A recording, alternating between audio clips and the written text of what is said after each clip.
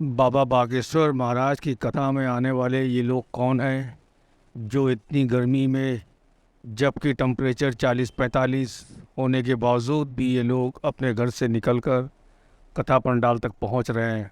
गर्मी की वजह से तबीयत बिगड़ने के बावजूद पंडाल से अपनी जगह छोड़कर ये लोग कहीं भी जाने को तैयार नहीं हैं, क्योंकि कोई इनकी जगह ना ले ले। बस कुछ भी हो जाए, बागेश्वर महाराज के दर्शन हो जाए। भूखे प्यासे ये लोग पंडाल में बाबा के दर्शन के लिए बैठे रहते हैं। ये लाखों लोग कौन हैं जो अपने छोटे छोटे बच्चों के साथ पंडाल में इतनी गर्मी में, बच्चों को बुखार होने के बावजूद, बच्चे तप रहे हैं, उसके बावजूद भी ये लोग अपनी जगह छोड़ने को तैयार नहीं है।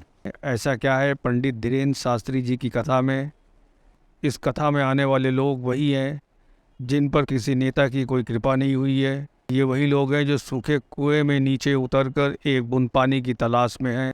आज का ये वो टाइम है कि जब नेताओं को देखने के लिए इतनी भीड़ इकट्ठा नहीं होती है, नेताओं को देखने के लिए इतनी भीड़ इकट्ठा नहीं होती है, तो धीरेन्द्र शास्त्री में क्या है?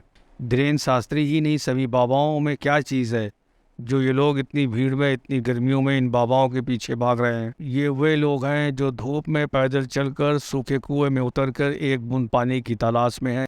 इनके पास जब कोई उम्मीद नहीं बचती तो ये लोग आते हैं पंडित धीरेन्द्र शास्त्री के पास। इस आस से आते हैं शायद इनकी किस्मत बदल जाए, कोई चमत्कार हो जाए। ये वही भीड़ है, वही उम्मीद है कि अब इनकी किस्मत बदल जाएगी। ये भीड़ बताती है हम अपनी ज़िंदगी जीते जीते थक चुके हैं, अब कोई चमत्कार हो जाए। पंडित धीरेन्द्र शास्त्री के दरबार में इतनी भीड़ का मतलब क्या होता है? ये लोकतंत्र पर, हमारे देश के हालात पर एक टिप्पणी है।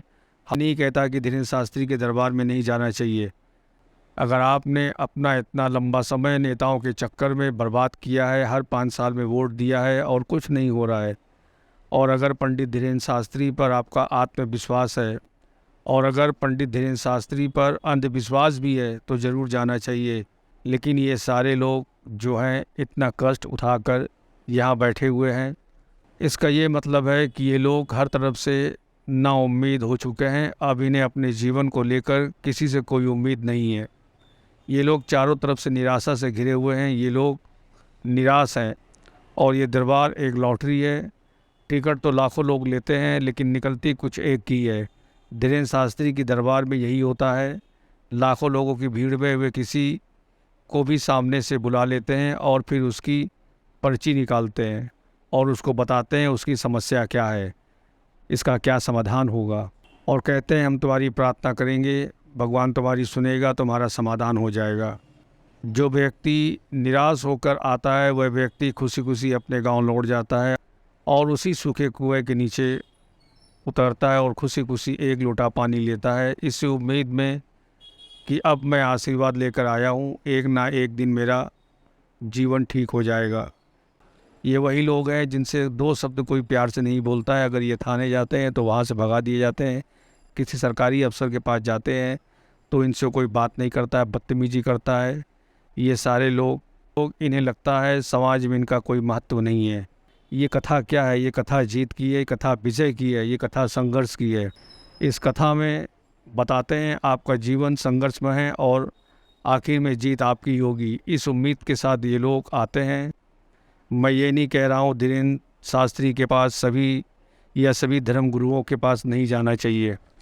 ये लोग इन सभी धर्म गुरुओं के पास बहुत ही उम्मीद से आते हैं, और जब ये धाम जाते हैं तो वहाँ इन्हें बताया जाता है कि चिंता मत करो, सब ठीक हो जाएगा।